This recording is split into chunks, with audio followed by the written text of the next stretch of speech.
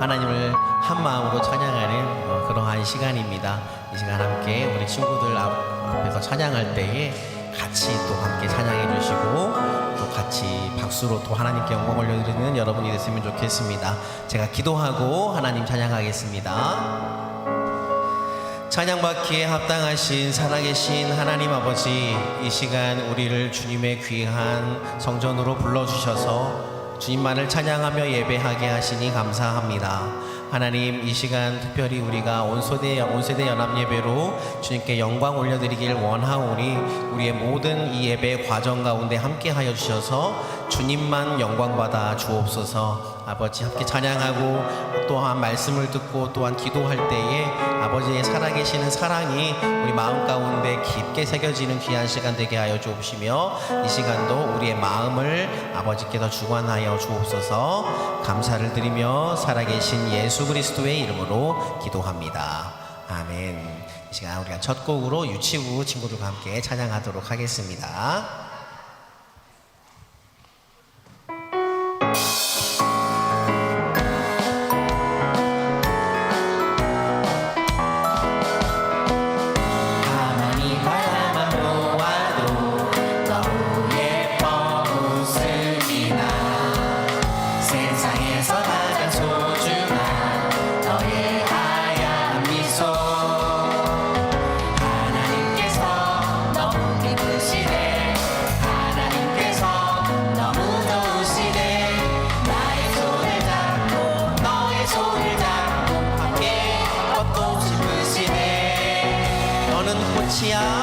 너는 꽃이야, 햇살이야, 그저 반짝반짝 빛나는 별이야. 너는 꽃이야, 햇살이야, 내일매일. 한 번 더 고백하겠습니다. 가만히 바라만 보아도, 가만히 바라만 보아도 너무 예뻐 웃음이나 세상에서 가장 소중한 너의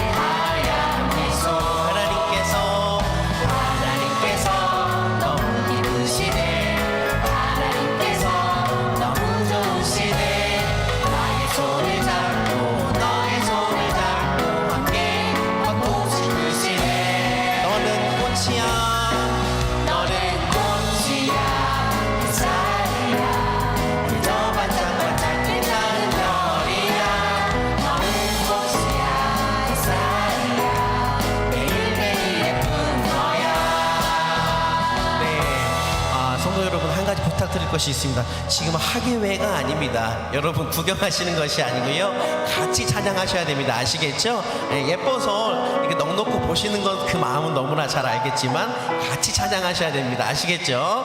같이 다시 한번 찬양하겠습니다.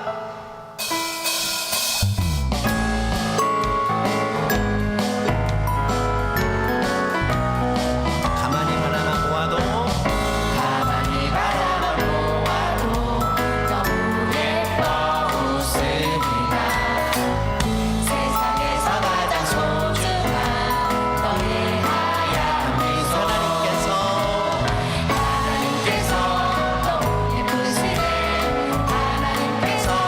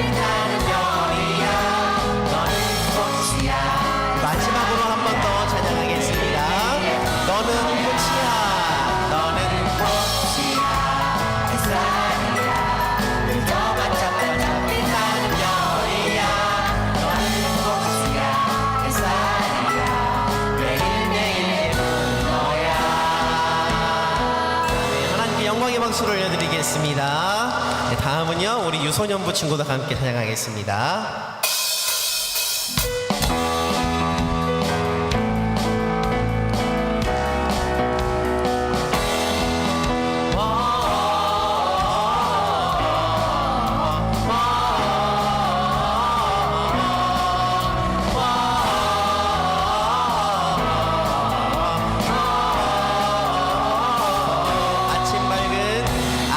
아침 밝은 햇살 비춰와 맑은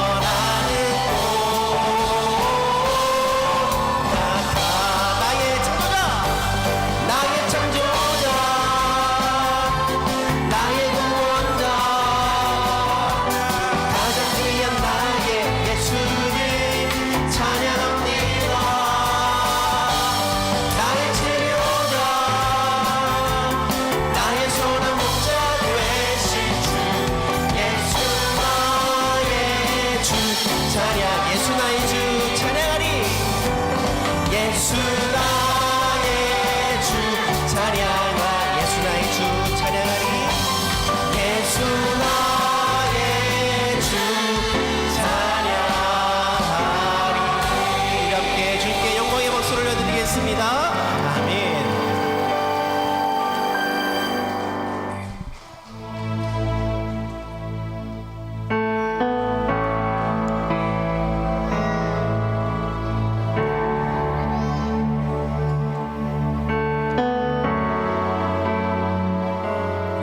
하겠습니다. 우리 주는 위대하며 우리 주는 위대하며 능력이 많으시도다 그의 지혜에 응하며 인자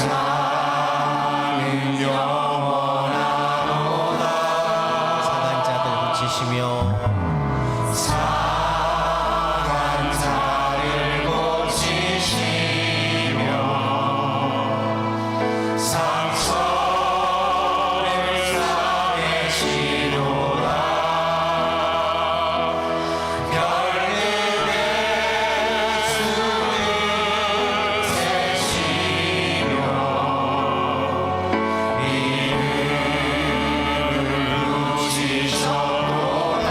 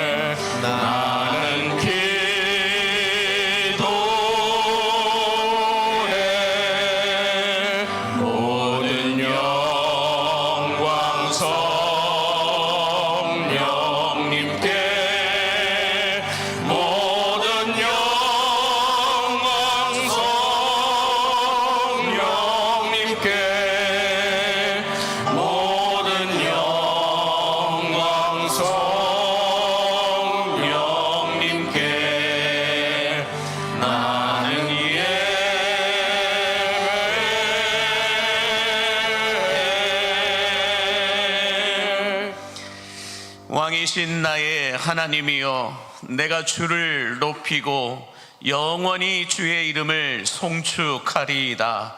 오직 여호와는 그 성전에 계시니 온 땅은 그 앞에서 잠잠할지니라 하시니라. 예배 받으시기에 합당하신 아버지 하나님, 어린아이처럼 순수한 믿음으로 찬양하고 어버이처럼 깊은 영성으로 예배하는 광림의 예배를 받아 주옵소서. 우리의 예배 가운데 하늘의 은혜가 부어짐으로 말미암아 심령이 가난하고 애통한 마음으로 예배하는 성도들에게 치유와 회복의 은혜가 쏟아 부어지게 하여 주옵소서. 거룩하신 예수님의 이름으로 기원하옵나이다. 아멘.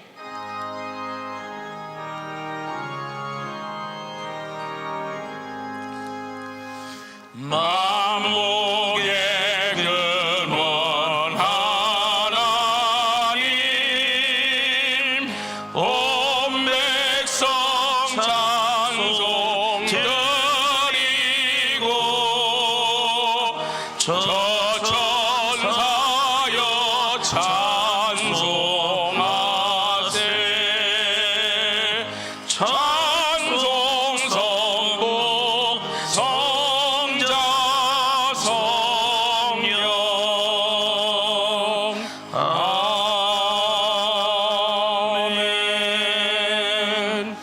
지난 한 주간의 삶을 돌아보며 주님과 나만이 아는 죄를 고백하고 회개하는 참회의 기도를 드리겠습니다.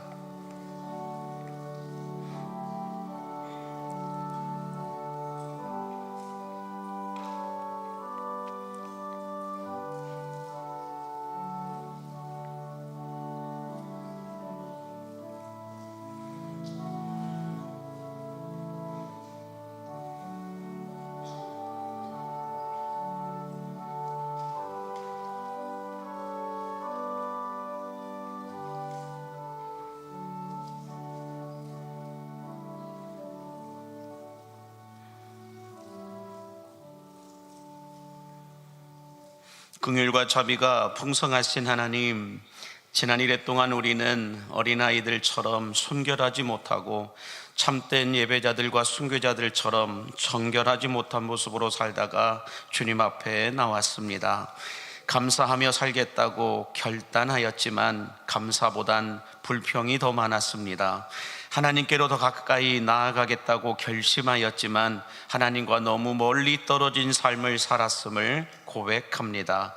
주님, 이 시간 고개를 들지도 못한 채 기도하였던 세리처럼 무엇으로도 씻겨지지 않고 지워지지 않는 죄악들을 놓고 회개하고 또 회개하오니 예수님의 십자가 보혈의 피로 정결하게 씻어 주시옵시고 우리 모두의 죄악을 용서하여 주옵소서.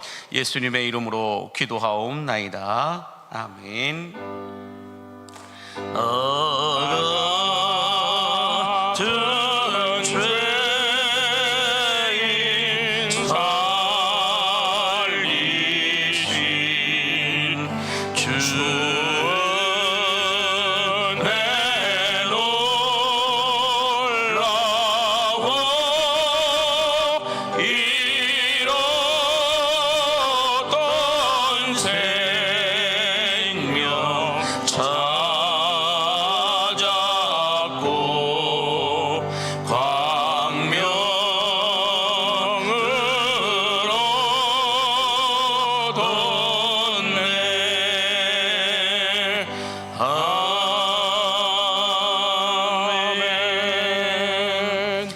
나는 전능하신 아버지 하나님, 천지의 창조주를 믿습니다. 나는 그의 유일하신 아들 우리 주 예수 그리스도를 믿습니다. 그는 성령으로 잉태되어 동정녀 마리아에게 선하시고 본디오 빌라도에게 고난을 받아 십자가에 못 박혀 죽으시고 장사된 지 사흘 만에 죽은 자 가운데서 다시 살아나셨으며 하늘에 오르시어 전능하신 아버지 하나님 우편에 앉아 계시다가 거기로부터 살아있는 자와 죽은 자를 심판하러 오십니다. 나는 성령을 믿으며 거룩한 공교회와 성도의 교제와 죄를 용서받는 것과 몸의 부활과 영생을 믿습니다. 아멘. 자리에 앉으셔서 교동문 28번 시편 63편의 말씀을 함께 교독하겠습니다. 하나님이여, 주는 나의 하나님이시라. 내가 간절히 주를 찾되 물이 없어 마르고 황폐한 땅에서 내 영혼이 주를 갈망하며 내 육체가 주를 앙모하나이다. 내가 주의 권능과 영광을 보기 위하여 이와 같이 성소에서 주를 바라보았나이다. 주의 인자하심이 생명보다 나음으로 내 입술이 주를 찬양할 것이라. 이러므로 나의 평생에 주를 송축하며 주의 이름으로 말미암아 나의 손을 들리이다. 골수와 기름진 것을 먹음과 같이 나의 영혼이 만족할 것이라. 나의 입이 기쁜 입술로 주를 찬송하되 내가 나의 침상에서 주를 기억하며 새벽에 주의 말씀을 작은 소리로 읊조릴 때에 하오리니 주는 나에게 도움이 되셨습니다. 내가 주의 날개 그늘에서 즐겁게 부르리이다. 아멘. 찬송가 38장을 찬송하겠습니다.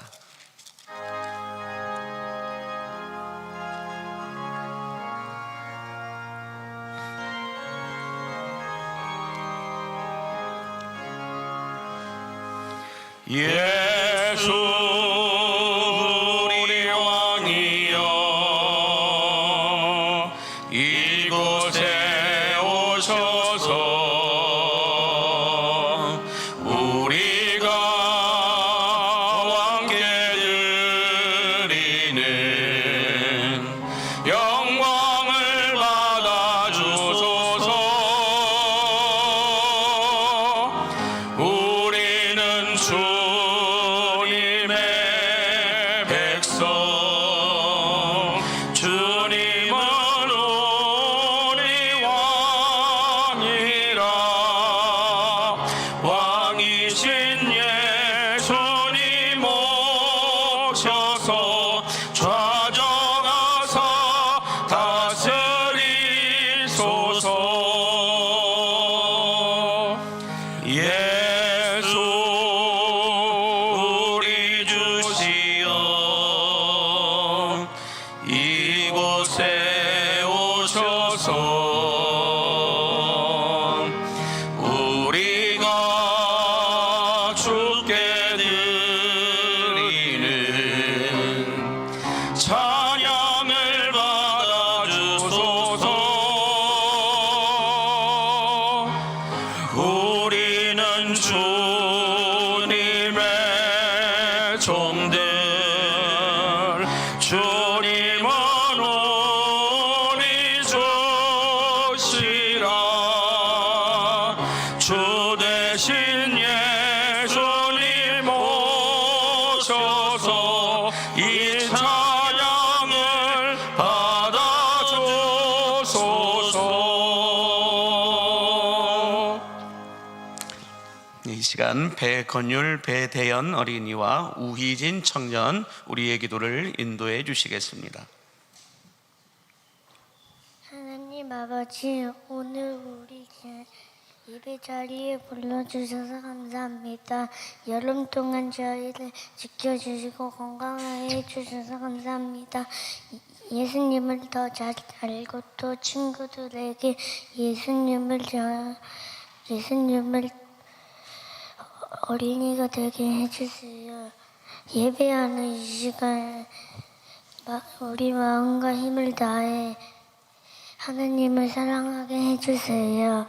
사랑하는 예수님, 저희가 때로는 말씀대로 살지 못하고 친구들을 미워하거나 부모님의 말씀에 순종하지 못한 죄를 용서해 주세요. 예수님의 사랑을 기억하며 새롭게 순종하고 바르게 살아가게 해주세요. 배움과 놀이 속에서도 예수님을 더 잘 알고 학교와 집에서도 말씀대로 살아가는 우리가 되게 해주세요. 153 이투스 행진을 통해 우리도 함께 기도와 마음으로 동참하며 예수님을 전하는 기쁨을 누리게 해주세요. 거룩하신 성령님, 저희 광림교회 성도들이 말씀 앞에서 정직하게 서게 하옵소서. 우리 마음속에 있는 교만과 이기심, 세상 욕심을 내려놓습니다. 주님을 알면서도 외면하고 말씀을 들으면서도 순종하지 못한 죄를 용서해 주옵소서. 이제는 죄에서 돌이켜 예수님을 알고 알리는 삶으로 나아가게 하옵소서. 주님, 이 땅의 아픔을 위해 기도합니다. 가난과 차별 속에 힘겨워하는 이웃들을 기억해 주시고 특별히 이 나라 대한민국의 뜻하지 않은 자연재해로 아파하며 신음하는 이들에게 주님의 참된 위로가 함께하여 주옵소서. 전쟁과 갈등으로 고통당하는 나라와 민족들을 불쌍히 여겨 주옵소서. 이 땅 대한민국이 분열과 갈등을 넘어 정의와 공의가 강물처럼 흐르는 사회가 되게 하시고 지도자들이 하나님의 뜻을 두려워하며 국민을 섬기게 하옵소서. 주님, 우리 강림교회가 세상 가운데 복음의 증인으로 살며 가정과 직장, 사회와 열방 가운데 빛과 소금의 역할을 감당하게 하옵소서. 준비된 찬양대의 찬양을 기뻐 흠양하여 주시고 오늘 말씀을 선포하시는 목사님께 성령의 권능을 더딥혀 주셔서 저희가 말씀 앞에 순종으로 응답하게 하옵소서. 하나님 아버지, 우리 온 세대가 하나 되어 예수님을 사랑하고 전하게 하소서. 광림교회가 153 익스투스 행진 가운데 쓰임받아 이 땅과 열방에 복음의 빛을 비추게 하소서. 예수님의 이름으로 기도합니다. 아멘.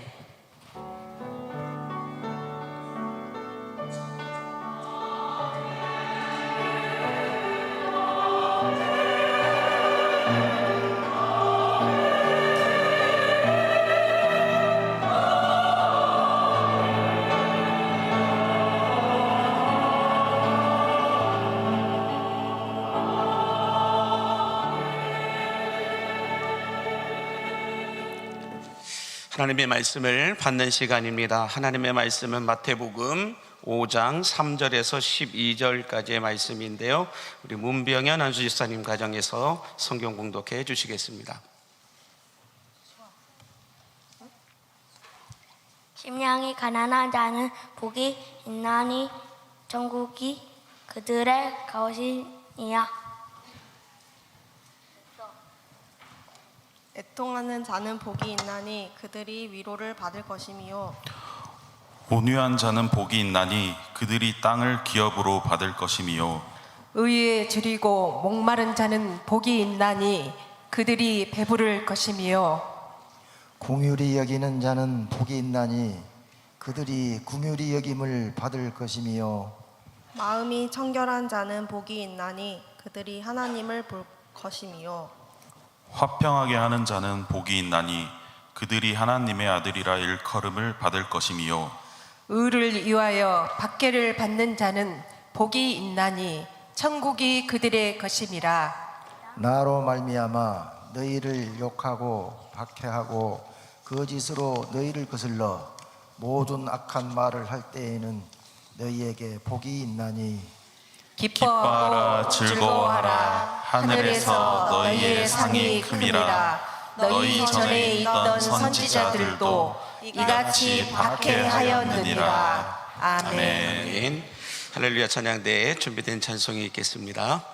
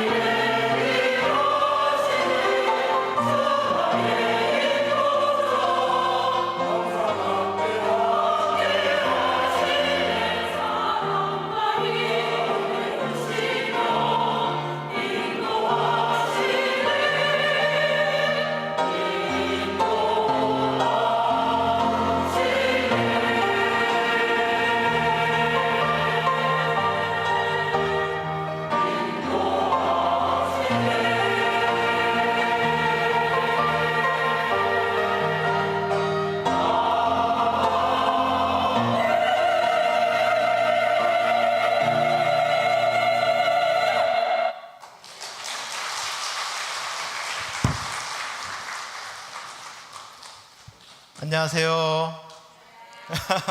네, 제가 유튜브에서는 미미미 목사로 불려집니다. 제 이름을 알려줬다가는 아이들도 시험을 당하고 제 이름이 제대로 불려지지 않아서 저도 시험을 당하고 그래서 서로 그냥 미미미로 하기로 했습니다. 안녕하십니까. 저희는 유치부에서 담당하고 있는 이메인 목사입니다. 오늘 유아 유치부와 함께하는 온세대 연합 예배를 함께 예배할 수 있어서 너무너무 감사하고요. 먼저 사진 한번 띄워주시죠. 자, 이곳은 깔레문양입니다. 여러분, 깔레문양으로 보내드리겠습니다. 그러면 어떤 마음이 드십니까? 너무 신나지 않습니까? 너무너무 신나고 이곳에 어떻게 하면 갈까? 너무너무 기대가 되지 않습니까? 안 들죠. 왜냐하면 어디로 가야 되는지, 어디에 있는지, 가서 누구를 만날지, 어떻게 할지 전혀 모르기 때문에 이 깔레문양으로 가자 보내드린다 하면 다들 걱정도 하시고 때로는 두려운 마음도 드시고 할 겁니다. 왜냐하면 이곳은 깔레문양이라는 학교인데 이곳에 아무도 가는 길을 아무도 모르기 때문에 그렇습니다. 이 가는 곳은 저만 압니다. 비행기 타고 배 타고 배는 안 타고요. 비행기 타고 기차 타고 기차도 안 탑니다. 자동차 타고 오토바이 타고 트랙터 타고 해서 들어가야 되는 곳이 이 깔레문양입니다. 자, 여러분, 인생은 신앙생활은 이와 같이 여행과 같습니다. 여행이라는 말은 어느 목적지를 향해서 간다는 거죠. 자, 유아 유치부 친구들 대답해 보세요. 우리는 어디를 향해서 가는 사람들입니까? 그래요. 우리는 하나님 나라 천국을 향해서 가는 사람들이잖아요. 그런데 때로는 천국에 가다가 우리가 천국을 향해 여행을 하는데 그곳으로 향해서 가는데 때로는 어떤 일이 있을지 몰라요. 누구를 만날지 몰라요. 어떤 상황들이 생길지 몰라요. 모르기 때문에 두려움이 생겨요. 모르는 사람들은 두려움이 생기는 거예요. 왜 인생을 살아가다가도 두려움이 생기느냐? 우리는 인생을 왜 살아야 되고 어떻게 살아야 되고 무엇을 위해서 살아야 되는지 이 사실을 목적지를 잊어버리게 되면 우리는 두려워지게 되는 거예요. 이렇게 두려움 속에 살아가고 있는 사람들을 성경은 뭐라고 하느냐? 애통하는 자라고 해요. 애통하는 자. 애통이라는 말은 슬프고 아프다는 말이에요. 슬프고 아프다. 왜 슬프고 아파요? 목적지를 모르기 때문에 그래요. 목적지를 알아도 그곳 가운데 가다가 어떤 일이 일어날지도 모르기 때문에 그렇습니다. 그런데 하나님께서 목적지를 모르고 방황하고 애통해하는 사람들에게 어떻게 해주시느냐? 위로해 주신다고 그래요. 위로해 주신다. 그래, 참 잘했어. 이런 게 위로잖아요. 어떤 위로를 해주시느냐? 목적지를 향해 가는데 그래, 10분만 가면 쉴 수 있어. 저기 고개만 넘어가면 이제 우리가 편하게 쉴 수 있고 잠잘 수 있는 곳이 있어 라고 말을 해주면 어떻게 돼요? 위로가 되는 거예요. 그래서 마음속에 있는 두려움도 이기면서 애통하지만 슬프고 아프지만 그렇게 갈 수 있는 거예요. 하나님의 나라를 향해서 가는 우리 모두가 이 위로가 있어야 우리는 애통해하면서도 하나님 나라를 향해서 안전하게 여행을 완주할 수 있게 되는 거예요. 우리가 애통해 하는 사람, 이 애통은 애통으로 끝나는 게 아니라 하나님의 위로가 있기 때문에 우리는 가다가 누구를 만날지 또 어디에 있을지 어느 곳을 만날지 어떤 상황이 일어날지 그 모든 사실들을 하나님께서 위로해 주시기 때문에 우리는 이 땅에서 살아갈 때 슬퍼할 일도 있고 힘든 일들도 있지만 하나님의 위로가 있기 때문에 애통함이 결코 애통함으로 끝나지 않고 소망이 된다는 말입니다. 사랑하는 유치부 친구들, 네 맞아요. 여기 친구들 중에는 4살 있죠. 4살 없어요? 3살, 5살. 네, 그래요. 5년의 인생을 산 친구들이 있거든요. 5년의 인생을 무시하면 안 됩니다. 이들의 인생 가운데 엄청난 슬픔과 고통이 찾아올 때가 지금 있어요. 네, 5살이지만 있습니다. 그렇지만 이들이 왜 슬퍼하고 애통해하는 것을 끝나지 않아요? 하나님 나라를 향해서 오늘 또 위로를 해주시기 때문에 갈 수 있는 거죠. 우리 친구들을 위해서 우리 어른들도 우리 친구들을 위해서 좀 기도해 주시면 좋겠어요. 지금 5년밖에 안 살았지만 아이고 한참 살 날이 많겠구나. 이 말은 한참 애통해야 할 일이 많겠구나 하는 말이거든요. 그럴 때마다 이 친구들이 하늘의 위로를 받으면서 이 땅에 애통한 일들이 생길 때마다 믿음으로 소망으로 이겨나가면서 살아갈 수 있도록 많은 기도해 주시고 격려해 주시면 좋겠습니다. 우리 짧은 인생 5년부터 90세도 있잖아요, 우리. 네, 90이 넘으신 분들도 계십니다. 네, 이분들의 인생 가운데 우리 하나님의 위로가 함께 하심으로 애통해서 끝나는 것이 아니라 하나님 나라를 소망하면서 살아가는 우리 모두가 될 수 있기를 주님의 이름으로 축복합니다. 기도하겠습니다. 전능하신 하나님, 우리는 이 땅에 살아가는 사람이지만 하나님 나라를 향하여 여행하는 자이기에 이 땅에서의 아픔도 슬픔도 모두 복임을 믿습니다. 애통하는 자에게 주시는 위로와 복을 받아 누리며 살아가는 우리 모두가 되게 하여 주옵소서. 감사드리며 예수님의 이름으로 기도드립니다. 아멘.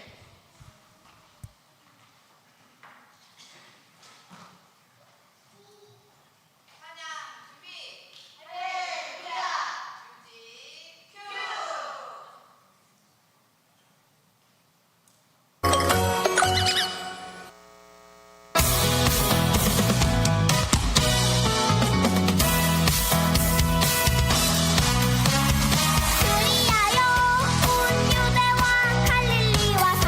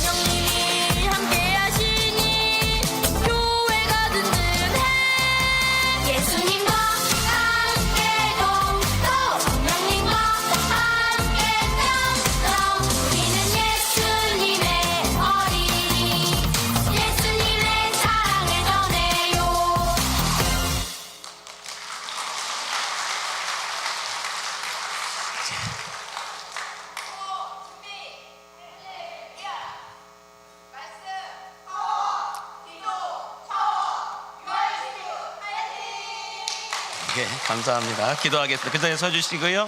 예, 우리 유소년부도 그 자리에 다 서주시면 감사하겠습니다. 기도하겠습니다.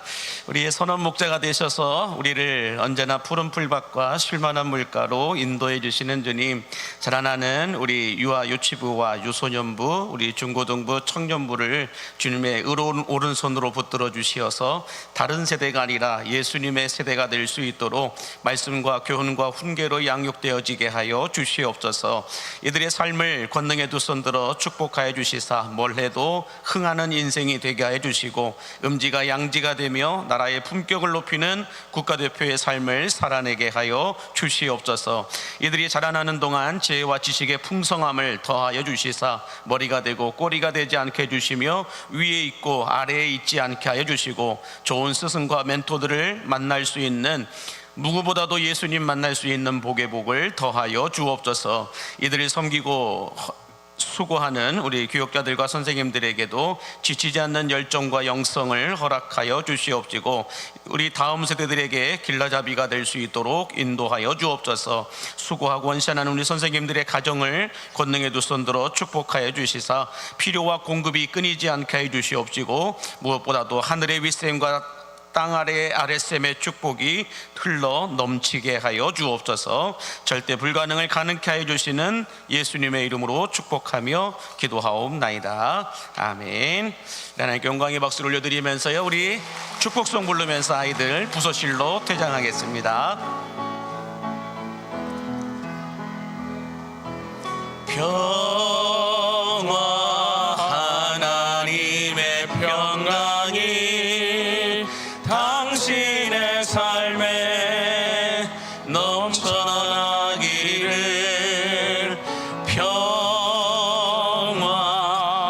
하나님의 평강이 당신의 삶에 가득하기를 축복합니다.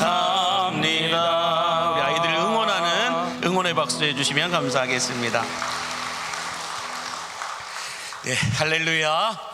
여러분, 주일은 하나님께서 우리에게 복을 주시겠다라고 약속하신 날임을 믿으시기 바랍니다. 바라기는 우리가 원하는 것보다 더 복 주시기를 원하시는 이 하나님의 은혜가 주일 3부에 나와 예배하는 여러분 모두에게 충만하게 부어지게 되기를 예수님의 이름으로 간절히 축복합니다.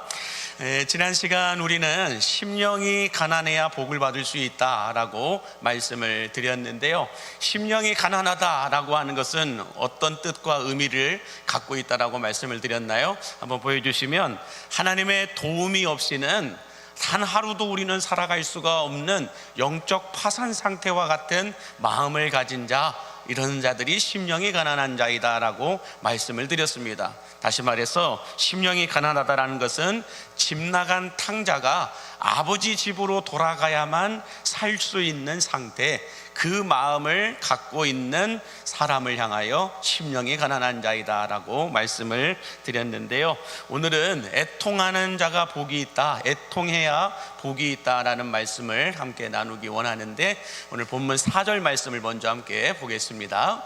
애통하는 자는 복이 있나니 그들이 위로를 받을 것이며 라고 말씀합니다. 여러분, 성경에는 슬픔과 아픔을 해석하는 단어가 8가지 정도로 사용하고 있는데, 그 중에서 오늘 애통이라고 하는 이 단어는 헬라어로 펜테오라고 하는 말로 사용하고 있습니다. 이 펜테오라고 하는 단어는 인간이 느낄 수 있는 가장 아프고 슬픈 상태를 가리켜 펜테오, 애통한다라고 말하고 있습니다. 그래서 우리는 애통하는 자는 복이 있나니라고 읽을 때 그냥 애통하는 자는 복이 있나니 이렇게 읽으면 안 돼요. 가장 슬픈 마음으로 애통하는 자는 복이 있나니 이렇게 읽어야 될 것 같은데, 이 애통이라고 하는 단어의 이 펜테오의 이 감정은 사랑하는 사람이 갑자기 죽음을 당하였을 때 느끼는 감정과도 같다라고 말합니다. 그래서 애통이라고 하는 것은 내가 생각하고 느낄 수 있는 가장 슬프고 아픈 상태를 가리켜 애통이다라고 말하는데, 여러분 우리나라가 일제강점기에 있었을 때 독립운동가였고 시인이었던 윤동주라고 하는 시인이 있습니다. 누구냐면 바로 이분이죠. 윤동주라고 하는 시인이 물론 서시로도 유명하지만은 이분이 예수님을 믿고 마태복음 이 5장을 읽다가 팔복의 말씀을 보다가 자신의 나라와 윤동주 시인의 나라와 본인의 마음의 처지가 이와 비슷하다라고 생각을 해서 팔복이라고 하는 시를 지었어요. 시 제목도 팔복입니다. 그래서 팔복을 보면 한번 보여주실까요? 이런 내용으로 써 있습니다. 슬퍼하는 자는 복이 있나니, 슬퍼하는 자는 복이 있나니. 팔복이다 보니까 8번을 똑같이 이렇게 슬퍼하는 자는 복이 있나니 라고 쓰다가 맨 마지막에 저희가 영원히 슬플 것이요 라고 마무리를 합니다. 옆에 있는 건 친필로 쓴 내용인데, 이 슬퍼하는 자는 복이 있나니 저희가 영원히 슬플 것이다 라고 하는 것은 어찌 보면 당시 앞이 보이지 않는 대한민국의 현실을 그대로 표현해주고 있는 내용이다라고 하는 것을 알 수가 있는데요. 우리들도 여러분 살아가면서 애통의 순간들을, 애통의 시간들을 만날 때가 많으실 겁니다. 아까 우리 5년의 인생부터 90년이 넘는 인생을 살아오는 동안 여러분들 애통이라고 하는 시간들을 상당히 많이 겪어보셨을 건데, 한번 여러분들도 생각을 해보셨으면 좋겠습니다. 그래서 제가 우리 찬양대와 함께 이 OX로 표만 받으셨죠? OX로 한번 애통을 느껴본 적이 있는지 한번 확인해 보기 원하는데, 자, 첫 번째로 다 들어주시겠어요? 자, 신앙생활을 하면서 애통함을 느껴본 적이 있다 없다? 높이 들어주세요. 한 명, 다 있어요? 예, 다 있습니다. 자, 다음 두 번째, 자식을 키우면서 애통함이 있었다 없었다?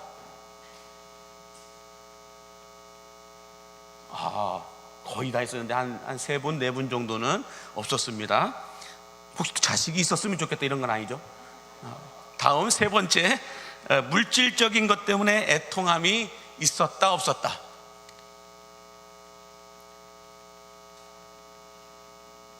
다 있었다는 건 돈이 없다라는 거죠 지금. 그런 뜻이기도 한데, 또 사람 때문에 애통한 경험이 있었다 없었다? 네, 또 이렇게 갈려져 있는 걸 볼 수가 있습니다. 네, 자, 여러분들도 아마 이 OX를 보면서 여러분들도 아마 그랬을 것 같아요. 동일하게 나는 X야, 나는 O야, 이런 생각을 가져볼 수도 있었을 텐데, 자, 그런데 우리가 느끼는 이 애통함이라고 하는 것이 어느 때 느끼고 어느 때 찾아오느냐가 상당히 중요한데, 일반적으로 사람들은 이 애통함이 어떤 세상의 근심과 걱정과 염려가 있을 때 애통함을 느낀다라고 말합니다. 또 세상의 권세와 지위를 갖지 못했을 때, 승진하지 못했을 때, 권력의 자리에 올라가지 못했을 때, 괜찮은 명함이 있는 그 자리에 올라가지 못했을 때 사람들은 애통하다라고 하는 말을 하기도 합니다. 또 때로는 내 생각대로 세상이 돌아가지 않고 내 생각대로 일이 돌아가지 않고 사람들이 움직여주지 않을 때 애통하다라는 생각을 할 때가 있는데, 그러나 여러분 성경에서 말하고 있는 이 펜테오는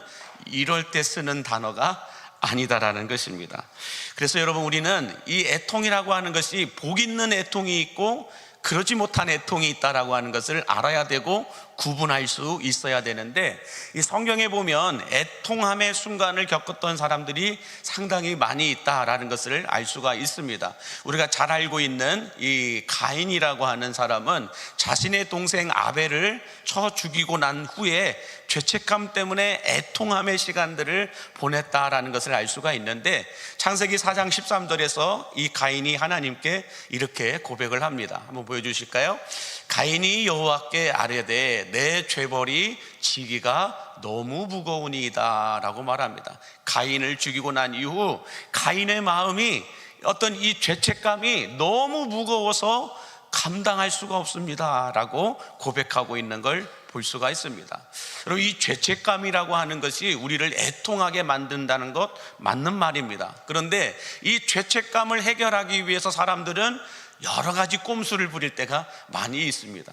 예수님 당시에 사두개인이나 바리새인이나 서기관과 같은 사람들은 이 자신들이 지은 죄를 해결해 보기 위해서, 털어보기 위해서 자신들만의 정결예법을 만들어 놓고 이 유대인의 정결예법을 지키면 자신들의 죄가 털어지고 해결되고 덮어지게 될 것이다 라고 생각을 했습니다. 그러나 예수님은 그들의 그 정결예법이 복이 있다라고 말씀하시지 않고 옳다라고 말씀하시지 않습니다. 우리 기독교 외에 다른 종교를 보면은 불교에도 그렇고 천주교나 다른 힌두교나 이슬람권에도 보면은 어떤 이 죄를 털어보기 위해서 고행을 하기도 하고 수행을 하기도 하는 이런 모습들을 볼 수가 있습니다. 근데 그런 고행과 수행이, 어떤 행동이 우리의 죄책감을 덮어주고 털어주지는 못한다라는 거예요. 그런 것들이 복이 있는 것은 아니다라고 말합니다. 자, 그러면 반대로 사도 바울도 이 애통함 가운데 놓여 있었을 때가 있었는데, 로마서 7장 24절 보니까 사도 바울이 이렇게 고백을 합니다. 시작. 오호라, 나는 곤고한 사람이로다. 이 사망의 몸에서 누가 나를 건져내랴 라고 말합니다. 사도 바울의 마음속에 하나님의 뜻대로 살고 싶은 마음과 하나님의 뜻에서 멀어지려고 하는 이 욕심의 마음이 계속해서 부딪히면서 갈등하며 싸우고 있었다는 거예요. 그런데 이 사도 바울이 자신의 마음속에 죄가 발견되어지고 죄가 드러나는 것을 보면서 나는 곤고한 사람이로다. 이 사망의 몸에서 누가 나를 건져내랴 라고는 애통의 마음을 표현하고 있는 걸 볼 수가 있습니다. 자, 그러면 사도 바울이 표현한 이 곤고한 나의 마음을 사도 바울은 사망의 몸이라고 고백하고 있는 걸 볼 수가 있어요. 이 애통하는 마음을 무엇으로 비교했느냐? 사망의 몸과 비교를 했는데, 여러분, 사망의 몸이 뭘까?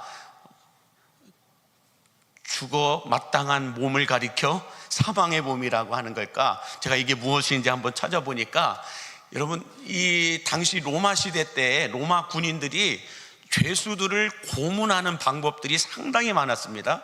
십자가형도 죄수들을 고문하는 것 중에 하나였죠. 그런데 이 사망의 몸이라고 하는 것도 죄수들을 고문하는 방법 중에 하나였어요. 근데 그 고문하는 방법이 무엇인가를 보니까 여러분, 이런 거였어요. 죽은 시체에서 구더기가 나오고 있는데, 구더기가 나오는 그 죽은 시체와 죄수를 같이 묶어 놓습니다. 이렇게 끌어안아 놓고. 그러니 여러분, 끌어안아 있는 상태에서 죄수와 시체를 묶어 놔요. 그러면은 이 죄수의 바로 얼굴 앞에 누가 있어요? 죽은 시체 얼굴이 있는 거예요. 근데 그 얼굴에서 구더기가 나오고 있는 거예요. 그게 고문입니다. 그러면서 너도 죄를 지으면 이런 형벌을 받는다. 이렇게 구더기 인생이 된다. 구더기가 나오는 인생으로 될 거다. 죽은 시체와 같은 것이다. 그래서 이런 것들을 이 로마 시민들에게 보여주기 위해서 곳곳에 이런 사망의 몸이라고 하는 고문을 하면서 세워놓았다라고 하고 말하고 있는 걸 볼 수가 있습니다. 자, 이렇게 사도 바울은 지금 죄로 인하여서 자신이 예수님을 믿기 전에는 의인이라고 생각을 했는데, 예수님을 만나고 난 이후 자신의 죄가 발견되는 걸 보면서 이 죄가 저 사망의 몸의 고문을 받는 자와 같이 나는 너무 지금 애통하다, 나는 지금 너무 힘들다, 이 이야기를 하고 있는 거예요. 혹시 여러분은 죄 지은 것 때문에 사도 바울처럼 이렇게 애통하는 마음을 가지고 계십니까? 이게 애통이라는 거예요. 죄를 지은 것 때문에 그 죄가 옳지 않다라는, 그 죄가 죄라는 걸 알았을 때 느끼는 내 마음의 감정이 사망의 몸을 끌어안고 있는 것과 같은 상태, 이걸 애통이라고 한다라는 거예요. 자, 그래서 여러분, 바울은 고린도후서 7장 10절에서 이렇게 말하고 있습니다. 같이 볼까요? 하나님의 뜻대로 하는 근심은 후회할 것이 없는 구원에 이르게 하는 회개를 이루는 것이지만, 세상 근심은 사망을 이루는 것이니라 라고 말하고 있습니다. 무슨 말씀이냐면, 하나님 때문에 당하는 고통과 애통함이 아니라면 그 고통과 애통은 우리를 오히려 더 상하게 한다라는 것입니다. 그러므로 우리 마태복음 6장에도 보면은 그러므로 너희가 염려하여 이르기를 무엇을 먹을까, 무엇을 입을까, 무엇을 마실까 염려하지 말라. 이런 것들은 다 이방인들이 구하는 것들이다라고 말하고 있습니다. 우리가 진짜 애통해야 될 것은 하나님 때문에, 하나님으로 인하여 하나님의 뜻을 이루기 위하여 살아갈 때 겪는 고통, 그 애통이 진짜 우리를 뭐라고 할까요? 진짜 우리를 하나님의 사람으로 바꾸어서 진짜 기쁨을 누리게 한다라고 말하고 있는 겁니다. 자, 그럼 여러분에게 한번 질문을 던져보겠습니다. 여러분은 예수 믿는 것이 마냥 행복하고 즐겁습니까? OX 드세요? 여러분은 예수 믿는 것이 마냥 행복하고 즐겁습니까? 즐거우면 O, 아니면 X. 진짜예요?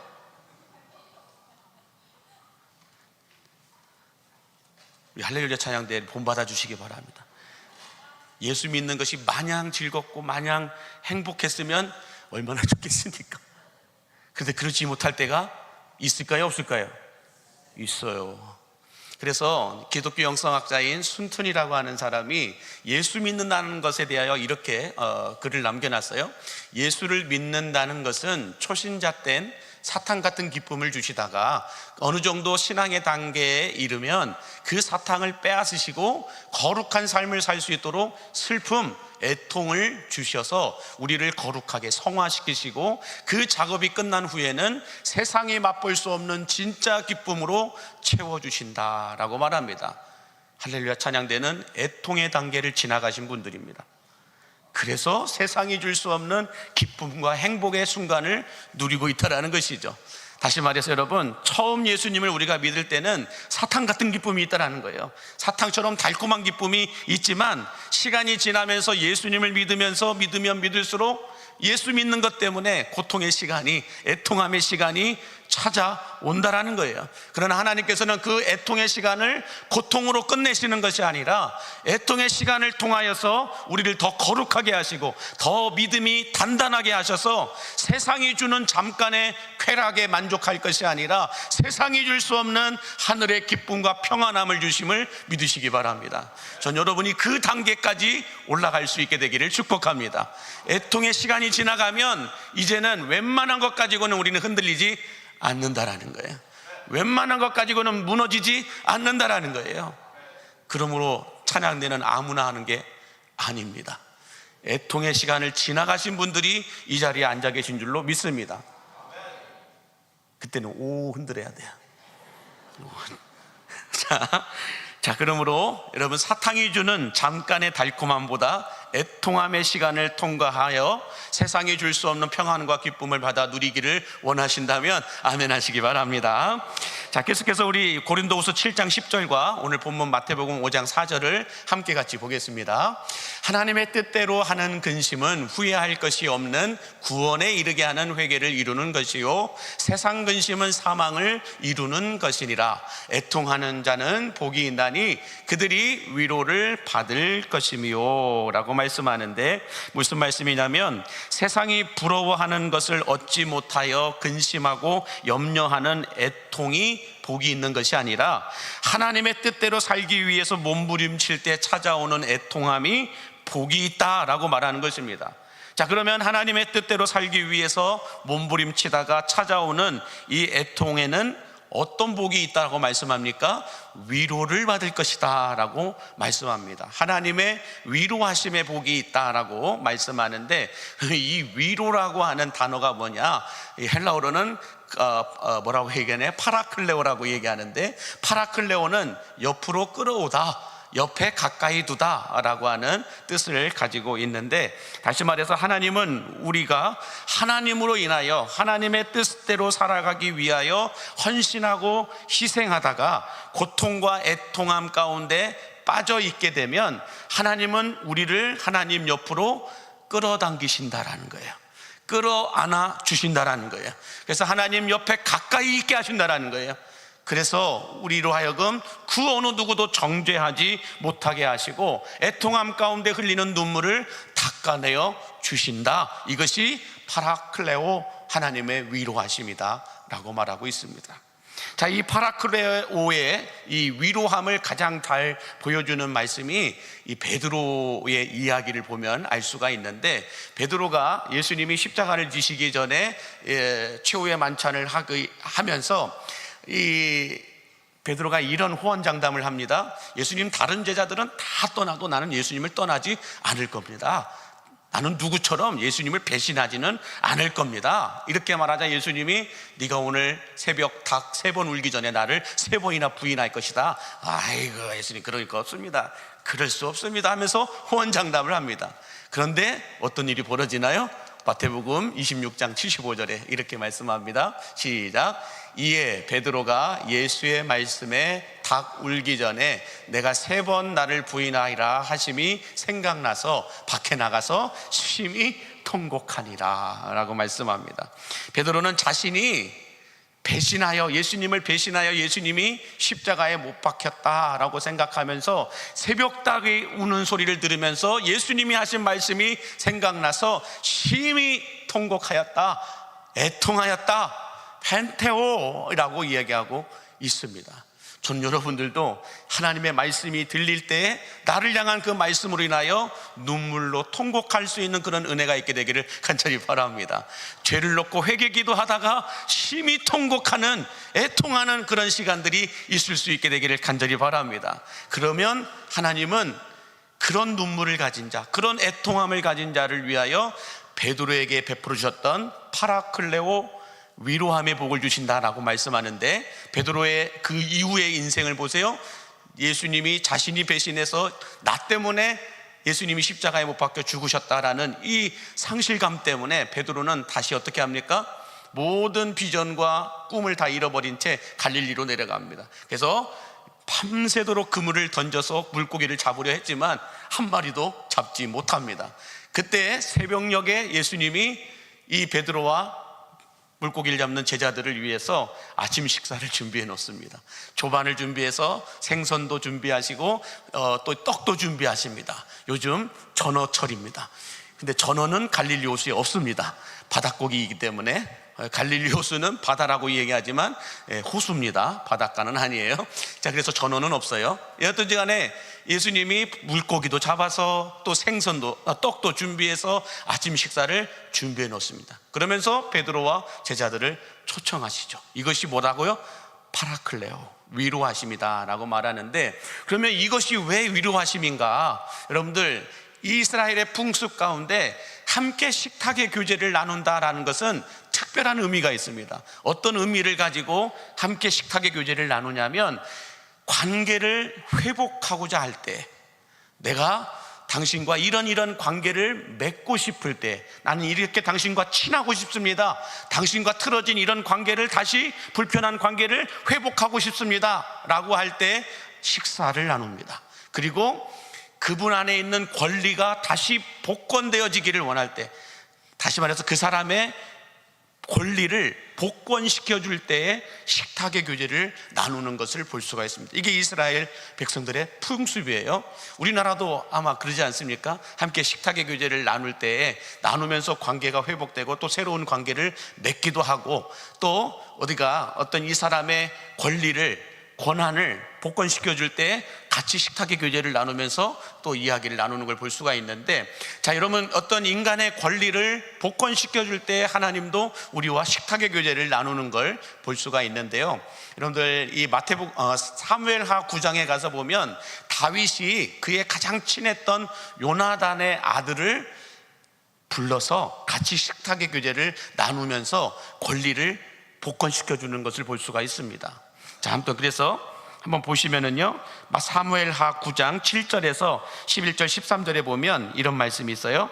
다윗이 그에게 이르되 무서워하지 말라. 내가 반드시 내 아버지 요나단으로 말미암아 내게 은총을 베풀리라. 내가 내 할아버지 사울의 모든 밭을 다 내게 도로 주겠고 또 너는 항상 내 상에서 떡을 먹을지니라. 무비보셋은 왕자 중 하나처럼 왕의 상에서 먹으니라. 무비보셋이 항상 왕의 상에서 먹음으로 예루살렘에 사니라 라고 말씀합니다. 자, 여러분, 다윗이 모든 이 나라의 시끄러웠던 것들을 정리하고 태평성대를 누리다가 사울 왕가의 가족들 가운데서 혹시 살아남아 있는 사람이 있는가를 찾아보라고 지시를 합니다. 그러자 사울 왕의 종이었던 시바라고 하는 사람이 있습니다. 발음을 오해하시면 안 됩니다. 시바라고 하는 종이 있습니다. 이 시바라고 하는 종에게 사울 가문에, 사울 왕의 어떤 가문 가운데서 혹시 살아남아 있는 사람이 있는지 찾아보라고 하니까 사울 왕의 아들 요나단이 있는데 그 요나단의 아들 무비보셋이 살아있다라는 것을 발견하게 됩니다. 이렇게 보고를 받게 돼요. 그러자 다윗이 얼른 가서 그 무비보셋을 데리고 오라고 얘기합니다. 이 무비보셋은 자기는 이 어떤 반역을 일으킨 그런 어떤 왕가의 가문이었기 때문에 걸리면 그냥 무조건 잡혀서 죽게 된다라는 그런 어떤 상황이었기 때문에 숨죽이면서 애통하면서 그렇게 살았을 거라는 거죠. 그런데 이 다윗 왕이 자기를 잡아오라라고 하는 이런 이야기를 듣고 이 무비보셋이 얼마나 마음이 힘들었을까요? 그런데 이 무비보셋을 딱 보자마자 다윗이 내가 너의 아버지와 약속한 것이 있다. 내가 너의 아버지와 약속한 대로 너를 다시 모든 권리를 복권시켜 주겠다. 왕족의 모든 권리를 복권시켜 주겠다라고 이야기하면서 그 의미로 왕의 식탁에서 같이 식사하도록, 다른 다윗의 왕자들과 함께 식사하도록 만들어줍니다. 그러면서 이 시바라고 하는 종에게 뭐라고 얘기해요? 사울 왕이 갖고 있었던 모든 재산을 다 저 무비보셋에게 주라고 얘기합니다. 그리고 너도 사울 왕을 섬겼더럼 이제부터는 무비보셋을 섬기라 라고 말을 합니다. 다시 말해서 사울 왕이 갖고 있었던 모든 어떤 권리를 무비보셋에게 그대로 다 복권시켜주고 있는 다윗의 모습을 볼 수가 있다라는 것입니다. 이처럼 이스라엘 백성들에게 식탁의 교제를 나눈다고 하는 것은 모든 권리를 복권시켜준다라고 하는 의미가 있다라는 것입니다.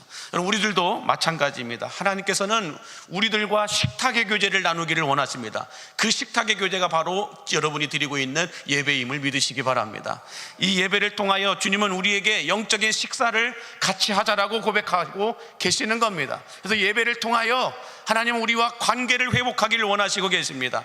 죄악으로 인하여 불편한 관계가 다시 친밀한 교제를 나눌 수 있는 관계로 회복하기를 원하시고 계십니다. 뿐만 아니라 이 예배를 통하여 우리로 하여금 나는 너희가 왕족으로서 이렇게 살기를 원한다라는 관계를 또 맺기를 원하시고 계십니다. 그것뿐만 아니라 예배 중에 기도하다가 찬송하다가 말씀을 듣다가 우리의 권리를 복권시켜 주시기를 원하시고 계심을 믿으시기 바랍니다.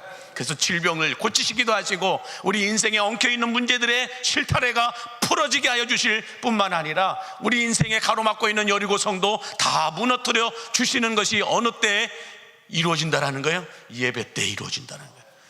예배를 통하여서 왕과의 식탁의 교제를 나눔으로 인하여서 이 모든 하늘의 상속권자의 권리와 권한이 복권되어지게 됨을 여러분 믿으시기 바랍니다. 그래서 탕자의 아버지도 탕자가 돌아왔을 때 뭘 했어요? 송아지를 잡고 식탁의 교제를 나눕니다. 식탁의 교제를 나누면서 이 탕자에게 있었던 모든 자녀의 권리를 복권시켜 줍니다. 그래서 반지도 끼워주고 옷도 다시 갈아입혀 주시고 이렇게 하는 것들을 볼 수가 있다는 거죠. 마찬가지로 우리가 이 예배를 드릴 때에 그냥 종교적인 의식, 종교적인 행사를 치룬다면 아무 일도 일어나지 않을 거예요. 근데 우리의 이 예배가 영적인 예배가 되고 하나님과의 교제가 있고 만남이 있는 예배가 되어진다고 한다면 여러분 우리 안에 있는 모든 묶임들은 풀어지게 될 줄로 믿습니다. 모든 권리와 권한은 다시 복권되어지게 됨을 믿으시기 바랍니다. 그러므로 너희가 내 이름으로 지금까지 아무것도 구하지 아니하였으나 구하라 그리하면 받으리니 너희 기쁨이 충만하리라. 이것이 복권되어지는 역사입니다. 복권이 아니에요. 권리가 복권된다라는 거예요. 그러므로 여러분, 우리가 매주 와서 이렇게 예배 드리는 건 그냥 1시간 견디다 가지 마십시오. 이 예배에 우리가 처음부터 함께 찬송하다가 함께 기도하다가 함께 말씀을 듣다가 하나님이 나를 어떤 이 마스터피스, 하나님의 걸작품으로서 만들어주셨던 그 모습으로 회복되는 거예요. 죄가 떠나가고 하나님의 거룩한 영이 임하게 되면서 우리 안에 회복될 것들이 회복되어지는 것이죠. 저는 여러분에게 이 예배 때마다 이런 역사가 일어나게 되기를 간절히 바랍니다. 그래서 여러분, 바울은 우리가 그리스도로 인하여 애통할 때에 하나님이 부어주시는 위로도 넘쳐나게 된다라고 말씀하는데, 고린도후서 1장 5절에 이렇게 말씀합니다. 시작. 그리스도의 고난이 우리에게 넘친 것 같이 우리가 받는 위로도 그리스도로 말미암아 넘치는도다라고.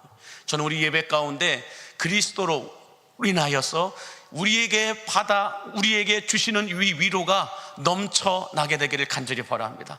그리스도로 인하여 받는 그 고난이 넘침같이 하나님의 위로하심도 넘치게 되는 시간, 그 시간이 바로 예배라는 것입니다. 그러므로 여러분, 우리가 주일에 예배하러 나올 때 세상에서 이 찢기고 상한 모든 고난들, 이 애통함들이 다시 하나님의 위로하심으로 바뀌게 되는 역사가 있게 되기를 간절히 바랍니다. 바라기는 예수 믿는 것 때문에 고난이 넘치고 애통할 때가 많이 있다 할지라도 우리의 고통을 성숙한 성화로 바꾸어 주시고 애통을 형통으로 바꾸어 주시는 우리 하나님의 이 파라클레오의 은혜, 위로하심의 축복이 여러분 안에 충만하게 부어지게 되기를 주의 이름으로 간절히 축원합니다. 기도하겠습니다. 만복의 근원 되신 하나님, 우리가 하나님 앞에서 하나님으로 인하여 하나님의 뜻을 이루기 위해 살아갈 때 원치 않게 찾아오는 애통함들이 고통으로만 끝나는 것이 아니라 형통으로 바뀌어지는 하나님의 이 파라클레오의 축복이 임하게 하여 주옵소서.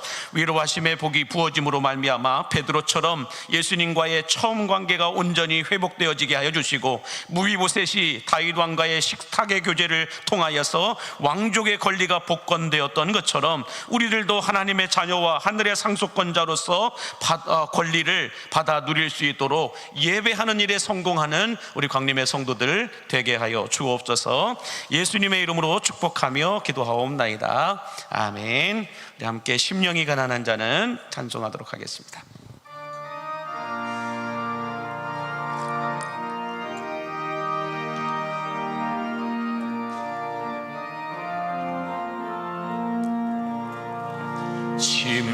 심령이 가난한 자는 천국이 저희 것이요, 애통하는 자는 복인데 위로를 받을 것이요, 온유한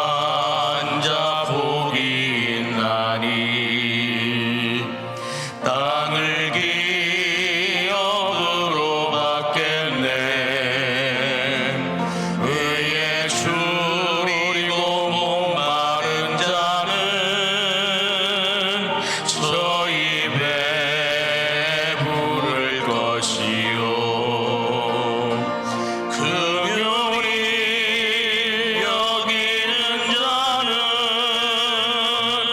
금요리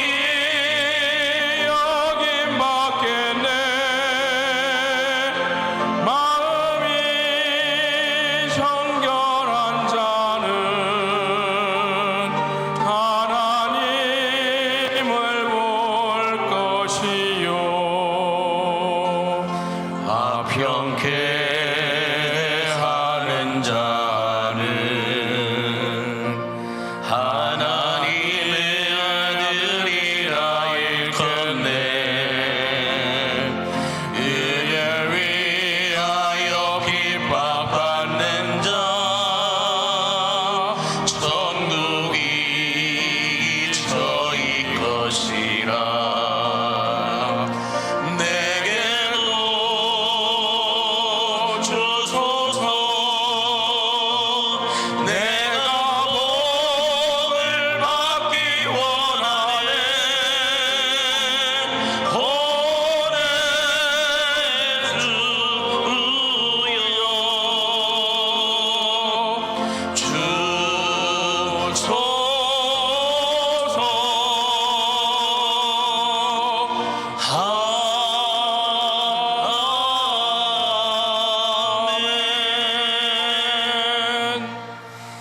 만복의 근원 되신 하나님, 이 시간 하나님의 것이 있음을 알고 거룩하게 구별하여 드리는 10의 1조와 감사 예물을 받아주시고 소원하는 마음과 간구하는 목적들을 가지고 주일원금과 선교원금으로 건축원금과 각종 소원의 연보를 드리는 모든 성도들에게 사르밧과 부에 떨어지지 않았던 가루통과 기름통의 복을 부어 주시옵시고 재정 때문에 눈물 흘리며 깊은 한숨 내쉬지 않도록 넘쳐나는 물권의 축복을 허락하여 주시옵소서.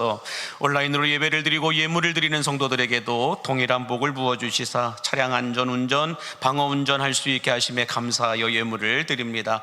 자녀에게 태문을 열어주시어서 감사함으로 예물을 드립니다.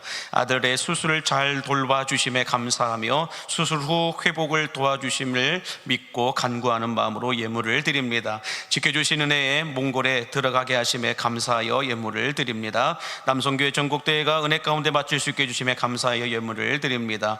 여호와 이레 하나님, 딸의 새로운 사업장이 계획대로 되게 하여 주심에 감사하여 예물을 드립니다. 8월 한 달 가정과 사업장에 사랑과 용기를 부어주심에 감사하여 예물을 드립니다. 주일 성수 지키게 하심에 감사하고 건강회복을 위해 감사하며 범사에 감사하여 예물들을 드리오니 주님 소원하고 바라는 이 모든 기도의 제목들마다 갑절의 축복을 허락하여 주시옵시고 달마다 날마다 30배 60배 100배의 결실과 소출이 있게 하여 주옵소서. 샘물처럼 솟아나는 주의 은혜가 저들의 가정과 일터마다 자녀들마다 인생마다 하나님 구석구석으로 주의 은혜가 흘러들어가게 하여 주시옵소서.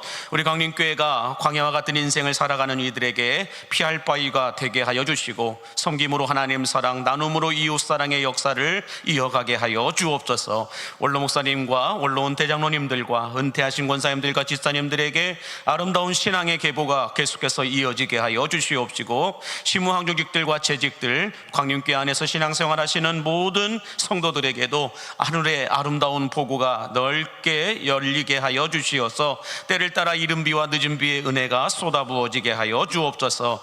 자라나는 우리 다음 세대들이 다른 세대가 아니라 예수님의 세대가 될 수 있도록 인도하여 주시사 우리 갓난 아이들의 울음소리와 천진난만하게 노는 아이들의 웃음소리가 성전 안에 가득 메아리치게 하여 주시옵시고 청소년들의 찬송소리와 우리 청년들의 기도소리가 민족과 열방까지 흘러가게 하여 주시며 우리 3040 이음교구를 통하여 그리스도의 계절이 찾아오게 하여 주시옵소서. 군 복무 중에 있는 우리 청년들, 타 지역에서 생활하고 공부하는 자녀들에게도 임마누엘의 은혜의 은총으로 함께하여 주시고 오늘 또 교회 구석구석에서 헌신하고 봉사하는 주의 남종과 여종들을 기억하사 윤기나고 윤택한 그리스도인의 축복을 받아 누리게 하여 주옵소서. 우리 교회가 지원하고 있는 선교사님들과 교회들, 우리 교회를 거쳐간 모든 교역자들에게도 함께하여 주시옵시고 특별히 육신의 질병 때문에 마음의 질병, 정신적인 질병, 영적인 질병들 때문에 고통받고 있는 환우들을 기억하사 치료하시고 치유하시는 주님의 은혜가 부어지게 하여 주시옵시고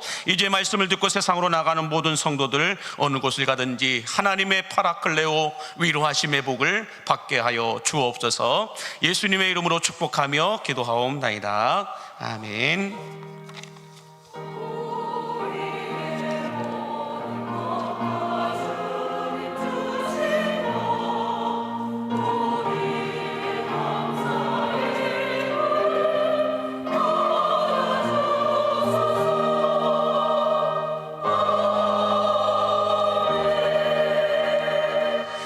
광림교회의 머리가 되신 예수 그리스도의 은혜와 그 아들을 아낌없이 우리를 위하여 십자가에 내어주신 하나님 아버지의 다함이 없는 사랑하심과 성령님의 충만하시고 교통하시고 위로하시는 은혜의 역사가 애통이 고통으로 끝나는 것이 아니라 애통을 위로하심으로 바꾸어 주시는 복을 받아 누리기 원하는 광림에 속한 모든 성도들 머리머리 위에와 나의 사랑하는 조국 대한민국과 멀리 땅끝에서 주의 복음을 전하고 있는 선교사님들의 사역과 가정과 자녀들 머리머리 위에 이제로부터 영원토록 함께 하시기를 예수님의 이름으로 축원하옵나이다.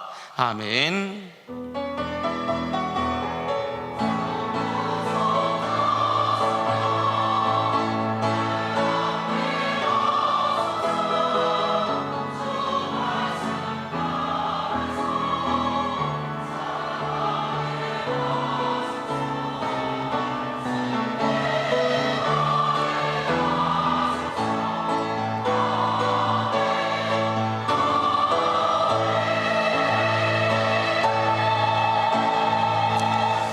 옆에 분에게 인사하겠습니다. 하나님의 위로하심이 함께하기를 축복합니다 라고 인사해 주세요. 네, 오늘은 5주가 있는 목장주일입니다. 그래서 여러분들 오후 예배 때는 목장별로 모여서 꼭 모임을 가져주시고 예배를 드려주시되, 예배 순서지가 로비에 다 빛이 되어 있습니다. 꼭 가지고 가셔서 목장별로 모임 가져주시고 예배도 드려주시면 감사하겠습니다. 이번 주 금요일 이제 우리 은빛 교구 어르신들의 은빛 예배가 시작됩니다. 금요일 오전 10시 30분입니다. 어르신들 빼놓지 말고 꼭 참여해 주시면 감사하겠습니다. 온세대 새벽기도회가 이번 주 토요일 오전 6시에 본당에서 있는데요. 우리 은빛 교구 어르신들이 먼저 첫 단추를 끼워주시면 감사하겠습니다. 이번 주 금요 성령 집회는 온세대 새벽기도회로 대신하게 됩니다. 이제 목요전도 산책팀도 시작하게 될 텐데, 먼저 목요전도 산책 스태진들이 이번 주 수요 예배 후에 드림홀에서 모임을 갖겠습니다. 우리 남성교회 회원들의 초창기도 모임이 9월 6일 토요일 오전 7시에 베들레헴 정진에서 있습니다. 아버지회와 남성교회 원래에도 다음 주 3부 예배 후에 있게 되고요. 우리 목장 성기미 모임도 이제 다음 주부터 시작이 됩니다. 오후 예배 끝나고 우리 베들레헴 정진에서 잠시 모이도록 하겠습니다. 선한목자학교 2기가 이제 다음 주부터 개강하게 되는데, 위에서 여러분 많이 기도해 주시고요. 목장 성기미 모임 끝나자마자 바로 진행하도록 하겠습니다. 우리 수험생들을 위해서 계속해서 기도해 주시고, 오늘 3교구 2지역에서 지금 식당 봉사해 주시고 계시는데 우리 박수로 감사를 표현해 주시기 바랍니다. 네, 다음 주는 1교구 1지역에서 섬겨 주시겠습니다. 그 외의 광고는 주보를 참고해 주시기 바라고요. 함께 일어나셔서 오직 예수님 찬양하겠습니다. 오직 예수님, 오직 예수님, 오직 예수님, 아멘. 오직 예수님, 오직 예수님, 오직 예수님, 아멘. 오직 예수님, 주님 십자가, 오직 예수님, 아멘. 오직 예수님, 주님 십자가, 오직 예수님, 아멘.